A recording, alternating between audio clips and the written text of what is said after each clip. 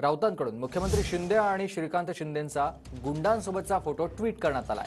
वर्षा बंगल्यावर मंत्रालयात गुंड टोळ्यांच्या भुरक्याबरोबर बैठका घेतात। संजय राऊत यांनी मुख्यमंत्री शिंदेंवर हे आरोप केलेत। मुंबईचा माजी पोलीस अधिकारी सर्व घडवतो असं देखील राऊतांनी म्हटलंय।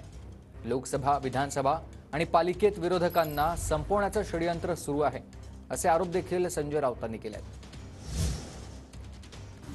गेल्या महिनाभरामध्ये वर्षा बंगल्यावर आणि मंत्रालयाच्या 6व्या मजल्यावर ज्या त्यांच्या राजकीय बैठका होत आहेत असं म्हणतायत ना, त्या फक्त गुंड टोळ्यांच्या मुरक्यांबरोबर बैठका होत आहेत आणि मुंबईतला एक माजी पोलीस अधिकारी हे सगळं घडवून आणतोय।